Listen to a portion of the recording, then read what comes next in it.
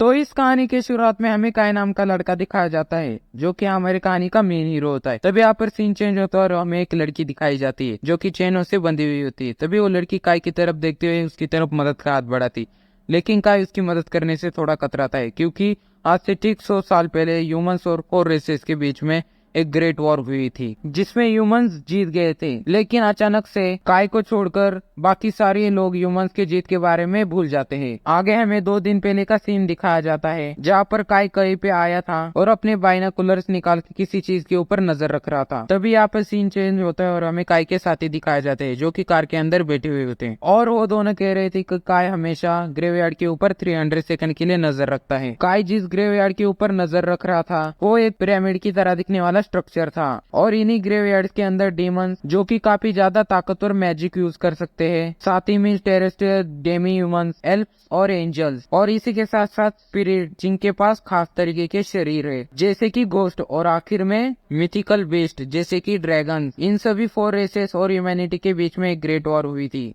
जिसे कहते हैं the great war of 5 races. Humans उस ग्रेट वॉर में जीत गए थे, लेकिन वैसी वॉर फिर से नहीं होनी चाहिए। इसलिए काय की ऑर्गेनाइजेशन जिसका नाम ऊर्जा फेडरेशन है, उनकी ड्यूटी है ग्रेवयार्ड के ऊपर नजर रखने की जहाँ पर डीमन सील है। तभी काय के 300 सेकंड पूरे हो जाते और काय को कोई भी दिक्कत नहीं लगती, तो ग्रेवयार्ड के ऊपर से नजर हटा लेता है। तो फिर वो लोग गाड़ी में बैठकर वहां से जाने लगते हैं। तभी काय का दोस्त असरंत उससे पूछता है आखिर कोई डीमन भाग पाया इन 100 सालों में? तो फिर काय कहता है अभी तक तो एक भी डीमन नहीं भाग पाया ग्रेवयार्ड से, और हमारी ह्यूमैनिटी एजेस एजेंसी का काम ही यही है कि वैसा ना होने देना। तभी असरंत कहता है कि दुनिया में 4 ग्रेवयार्ड है, हम चाहे यहाँ पे कितनी भी नजर रखे, दूसरी जगह पे अगर नजर नहीं रखी गई तो सारी की सारी चीजें बेकार हो जाएंगी।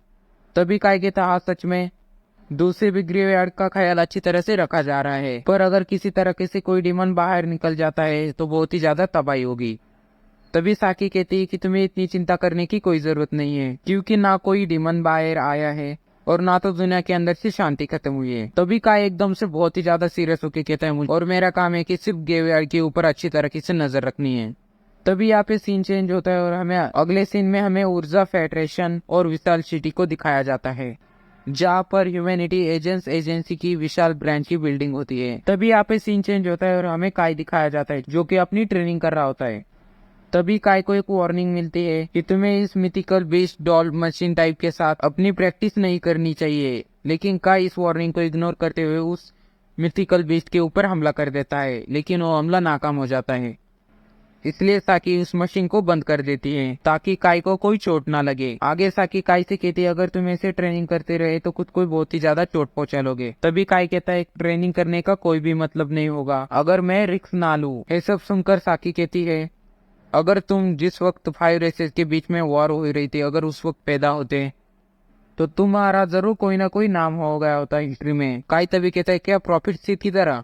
मुझे सुनकर काफी अच्छा लगा, लेकिन उन दूसरे ड्रेसेस के 4 हीरो के सामने जीतने के बारे में सोच भी नहीं सका। फिर वो दोनों उन 4 हीरोज के बारे में सोचने लगते हैं। डीमंस की हीरो थी डार्क एम्प्रेस वेनिसा, सेल का हीरो हेवनली लॉर्ड अल्फा थी, और स्पिरिट की हीरो थी रिकेगन क्यूको, और मिथिकल बीच का हीरो फैन किंग रात। लेकिन आखिर में वो चारों को चारों ताकतवर हीरोज प्रॉफिट सीड के सामने हार गए उस ताकतवर तलवार का इस्तेमाल करते हुए जिसे कि प्रोफेटिक गॉड ने दिया था प्रोफेटर सिड को, जिसका नाम है अर्थलास सोलुका। साकी तभी कहती है हम तो ये भी नहीं जान सकते प्रोफेट सिड और उनकी असली भी है या नहीं, जबकि ना उनकी कोई फोटो है ना फिर कोई वीडियो, जबकि उन 4 हीरोज की है। तभी काय कहता है उनके होने पर हमारा यकीन रखने से हमारा कुछ बिगड़ेगा नहीं, तो ये सही ही है। तभी साकी असरंग के पास जाके कहते उसको उठने के लिए।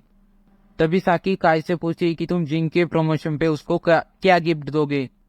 ये सब सुनकर असरंग कह रहा होता है कि फूली दे देंगे उससे काम तो हो ही जाएगा। तभी साकी गुस्से में कहते ही जिनका ट्रांसफर हो रहा है रॉयल कैपिटल ऑफ ऊर्जा हेड वॉल्टस में, और वो 17 साल की है और वो हिस्ट्री में सबसे यंगेस्ट जिसे सिलेक्ट किया गया है। वो एलिट की भी एलिट है, इसलिए मुझे यकीन है कि उसे काफी ज्यादा फूल मिलेंगे। हमें उसे कुछ और देना चाहिए। काय को तभी एक एनी जिन नाम से एक मैसेज आता है जो कि जीन का था। उस मैसेज एनिस ने लिखा था कि कल मुझे नाइट टर्मिनल किटी टैचू के सामने 10 बजे मिलना, और साथ ही इस बात के बारे में साकी और असरन को मत पता चलने देना। ये मैसेज देखते ही काई थोड़े बहाने बनाने लगता है कि ये मैसेज जीन का नहीं था।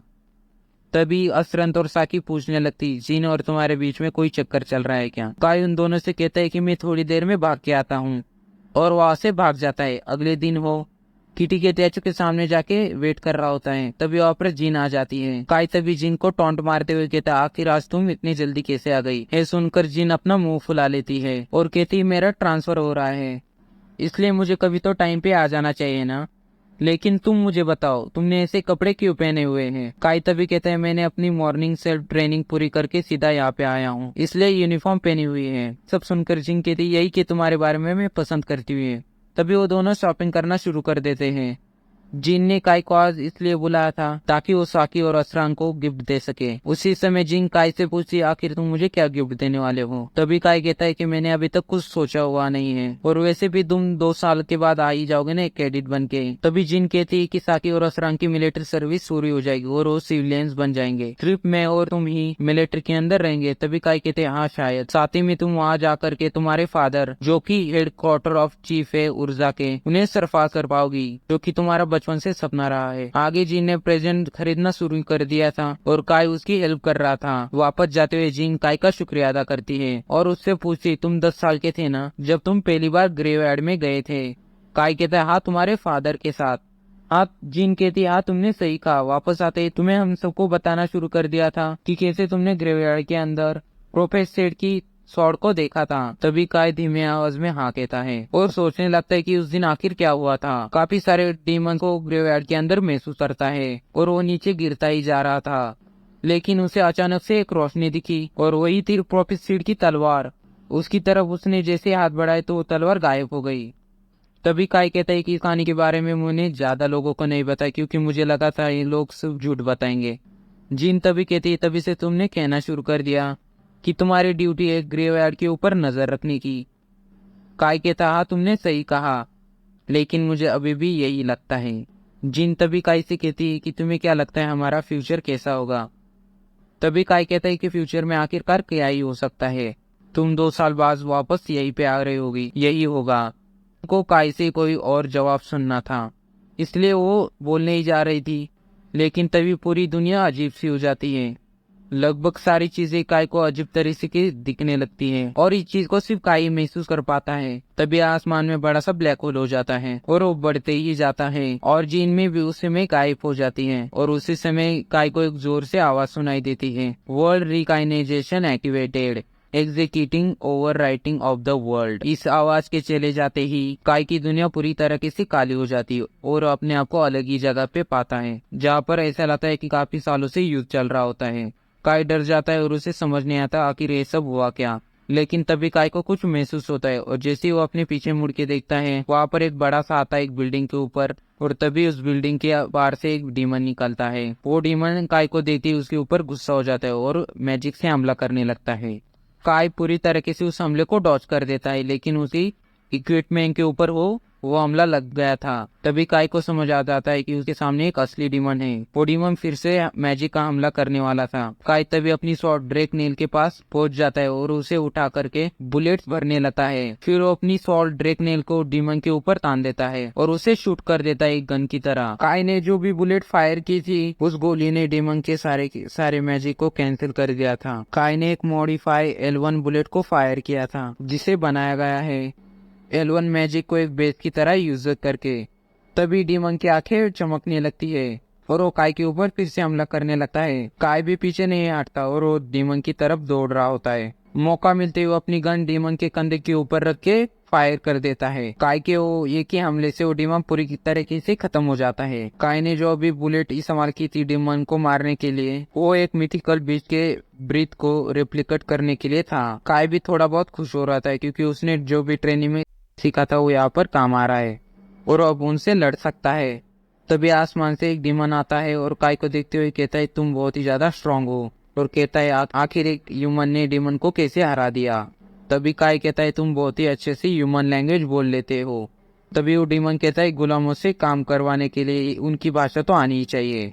काय को कुछ भी समझ में नहीं आता वो ह्यूमन को गुलाम क्यों कहता है। वो डीमन काय को कहता है तुम खतरनाक लग रहे हो, तुम्हें खत्म हो जाना चाहिए। काय भी तैयार हो जाता है अपनी गन निकाल के। तभी काय को आवाज आती है कि अपनी आंखें बंद करो। वो एक लड़की थी। तभी एक रोशनी होती है और डीमन का ध्यान भटक जाता है। तभी वो लड़की जो कि साकी थी वो काय को कार के अंदर खींच लेती है और वहां से भाग जाती है। तभी साकी हेडक्वार्टर के ऊपर कॉल लगा के कहती है कि हम एक खोए हुए इंसान को बचा के ला रहे हैं। साकी तभी काय को पूछते हुए कहती कि आखिर तुम कहाँ से हो। काय साकी को उसका नाम लेके पुकारता है। तभी साकी कहती कि आखिरकार तुम्हें मेरा नाम कैसे पता। तभी काय कहता है तुम तो मुझे जानती हो ना, मैं तो काय हूँ। तभी साकी असरन से पूछती क्या तुम किसी काय को जानते हो। काय तभी असरन से पूछता है कि क्या तुम मुझे नहीं जानते। तो फिर असरन कहते क्या हम कभी पहले मिले हुए। तभी साकी को लगता है कि काय के साथ कुछ अजीब हो रहा है और उसकी तबीयत ठीक नहीं है। तभी वो उससे पूछती क्या तुम ठीक हो ना। काय शांति से जाकर के एक जगह के बैठ जाता है और कहता है कि तुम दोनों मुझे भूल चुके हो। हम सब ह्यूमैनिटी एजेंसी के मेंबर हैं और सेम यूनिट के अंदर काम करते हैं। तभी साकी काय को कहती है ये ह्यूमैनिटी एजेंसी क्या है, हम तो रेजिस्टेंस के सोल्जर हैं।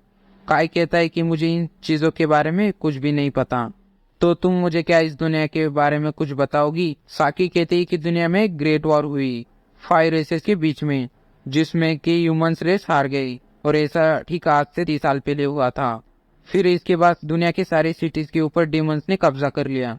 तभी काय असरन से पूछता है कि आखिर ह्यूमंस का क्या हुआ। तभी साकी जवाब देती है कि हम लोगों को छुकर और बच करके रहना पड़ रहा है। और आखिर में काय पूछता है आखिर विशाल का क्या हुआ। तभी असरन कहता है भली तुम्हारी याददाश्त चली गई लेकिन तुम्हें जगह के नाम बहुत ही अच्छी तरीके से याद है, ये काफी अच्छी बात है। देन उसके बाद उनकी गाड़ी एक सर्वे के पास पहुंच जाती है। फिर और लोग सीढ़ियों से नीचे उतरने लगते हैं। तभी असरन बताता है बाकी 4 रेस जो कि अभी दुनिया के ऊपर राज कर रही है, साथ ही साथ एक दूसरे से फाइट भी कर रहे टेरिटरी के लिए। और ऊर्जा फेडरेशन के ऊपर डीमंस ने कब्जा कर लिया है। उनसे बचने के लिए हमें सारी सिटीज को छोड़ के भागना पड़ा।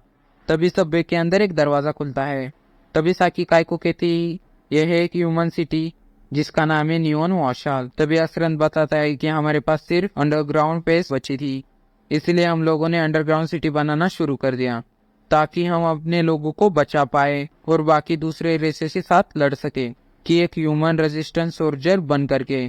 काय पूछता है कि हम ह्यूमंस ग्रेट वॉर को क्यों हार गए। तभी साकी कहती है तुमने तो डीमन को देखा ही होगा ना, वो हमारे ऊपर ग्रुप बना करके हमला करते हैं, तो उनसे जीतने के लिए कोई मतलब ही नहीं बनता। और सबसे बड़ी दिक्कत है कि और उन डीमन के पास एक न एक हेड बॉस है जिसे वो हीरो कहते हैं। और तभी काय पूछता है कि ह्यूमंस का हीरो प्रोफेसर सीड के साथ हुआ। तभी असरंत काय को कहता है कि आखिर सीड कौन है। काय एकदम हैरानी से असरंत की तरफ देखता है क्या तुम उन्हें सच में नहीं जानते। प्रोफेसर सीड एक ह्यूमन हीरो था जिन्होंने बाकी के 4 रेसेस को हराया था। असरंत तभी काय से कहता है अगर ऐसा कुछ होता तो हम यहाँ पर छुप के क्यों ही बैठते। तभी पीछे से आवाज आती है और बहुत ही ज्यादा शोर होने लगता है। तभी असरंत बताता है कि शायद मेन यूनिट आ चुकी है। तभी सिविलियंस बाकी मेंको के पास जा रहे होते हैं उनका स्वागत करने के लिए। वो सभी इसलिए इतना खुश है क्योंकि ऊर्जा फेडरेशन एक सेवियर की तरह है। रजिस्ट्रेशन की कमांडर और कोई नई जिन होती है जो कि लड़के के कपड़े पहने हुए होते हैं। जिनके पास आते ही साकी और असरन उसको सैल्यूट करते हैं और कहते हैं सब कुछ ठीक है। तभी जिन की नजर काय के ऊपर जाती है और उससे पूछते हैं कि आखिर तुम कौन हो, मैंने तुम्हें पहली बार देखा। तभी साकी कहते हैं हमने काय को आज ही रेस्क्यू किया है, लेकिन इसकी मेमोरी थोड़ी सी अजीब है, लेकिन ये खतरनाक इंसान नहीं है, इसलिए चिंता करने की कोई भी बात नहीं है। ये सभी शुभ बातें सुनने के बाद जिन वहाँ से जाने लगती है, लेकिन काय उसे आवाज देके रोकता है और उससे कहता है कि मैं काय हूँ और हम थोड़ी देर पहले ही तो शॉपिंग कर रहे थे ना। तुमने कहा था तुम्हें प्रेजेंट करने असरंत और साकी के लिए और जग जाने से पहले। तभी जिन काय से कहती है कि तुम किस चीज के बारे में बात कर रहे हो और तुम किसी मेरे और किसी और के बीच में कंफ्यूज हो रहे होगे। ये सब सुन के काय कहता है क्या तुम्हें सच में नहीं मालूम। तभी जिन कहती है क्या तुम मुझे जाने दोगे, मुझे एक जरूरी मीटिंग अटेंड करनी है। तभी काय गुस्से से जोर से बोलता है कि तुम एक लड़का होने का नाटक क्यों कर रही हो, तुम्हें तो अपने फादर को एक बेटी की तरह सर्व करना था और यही तुम्हारा गोल था, तो उसका आखिर क्या हुआ। और ये बात कहती काय अपना हाथ जिन की तरफ बढ़ाने लगता है। तभी उसकी गार्ड आके जिन का हाथ जोर से पकड़ लेती है। जिन तभी रीना से उसका हाथ छोड़ने के लिए कहती है और उसे जाने के लिए कहती है और आखिर में असरन कहता है कि तुम आज के लिए बहुत ज्यादा थक गए हो, चलो मेरे कमरे में आराम करो, मैं तुम्हें अपने रूम में आराम करने दूंगा। तभी हमें रात का सीन दिखाया जाता है और काय अपनी कुछ रिसर्च कर रहा होता है और कुछ चीजें ढूंढ रहा था इस वर्ल्ड के बारे में। और आखिर में काय अपना सर पकड़ लेता है क्योंकि इस दुनिया में हो और सिर्फ प्रॉफिट सीढ़ी गायब है। इसी वजह से humanity the great war of 5 races हार चुकी होती है। लेकिन उसे इस चीज का जवाब नहीं मिलता कि इन 4 रेसेस को सील करने के लिए ग्रेवयार्ड अभी भी क्यों मौजूद है। तभी यहाँ पे सीन हो जाता है और हमें अगले दिन दिखाया जाता है और तभी काय साकी से पूछता है कि ग्रेवयार्ड के बारे में। लेकिन साकी कहती है कि मुझे इस सब चीजों के बारे में कुछ नहीं मालूम। तभी काय असरन से कहता है कि मुझे थोड़ी देर के लिए तुम्हारी गाड़ी की चाबी मिल सकती है। तभी असरन आसानी से हाँ कर देता है और उसी कार की चाबी दे देता है और काय वहां से चला जाता है। लेकिन असरन को अभी भी समझ नहीं आ रहा था कि उसने इतने आसानी से कार की चाबी कैसे दे दी। और तभी यहाँ पे सीन चेंज हो जाता है और काय डीमन से बच करके ग्रेवयार्ड की तरफ जाने लगता है और आखिर वो ग्रेवयार्ड के पास पहुंच ही जाता है। काय यहाँ पे पहली बार अकेला आया था, साथ ही में ग्रेवयार्ड को ब्लॉक करने वाला स्टोन पहले से रिमूव हो चुका था। तो फिर काय अंदर जाने लगता है। थोड़ी देर अंदर जाने के बाद काय को प्रोफेट सीड की तलवार दिखने लगती है। काय तुरंत उस तलवार के पास पहुंच जाता है और उसे उठा लेता है और इससे काय को यकीन हो गया था कि असलियत में प्रोफेट सीड एग्जिट करता है। तभी उस तलवार से आवाज आता है, तुम्हें हेट्रेड फेड के अंदर फंस चुके हो और इस तलवार को अपने से इसलिए कभी भी दूर मत करना, तुम कोल्ड होल्डर हो और इस दुनिया की कोऑर्डिनेट की है। इतनी देर में उस शॉर्ट से एक लाइट निकलती है जो कि जाकर के एक दीवार के ऊपर फ्लैश करती है, जिससे कि एक गेट की जैसी चीज ओपन हो जाती है और उसी गेट के अंदर काय गायब हो जाता है। उस जाके सीधा दूसरे वर्ल्ड में खुलती है और हमें फिर से उसी जगह को दिखाया जाता है जो कि हमने एपिसोड के स्टार्टिंग में देखी थी। काय सीढ़ियों से ऊपर जाता है और उस लड़की के पास पहुंच जाता है। साई को थोड़ा अजीब लगता है क्योंकि उस लड़की के पास एंजल के व्हाइट पंख भी थे और डीमन की तरह ब्लैक पंख भी थे। तभी उस लड़की को महसूस होता है कि यहाँ पे कोई आया हुआ है। तभी ये लड़की काय से कहती है कि प्लीज मुझे इन चैनों से आजाद कर दो। आगे की स्टोरी जानने के लिए वीडियो को लाइक और चैनल को सब्सक्राइब कर ली। तो मिलते हैं अगले एपिसोड में।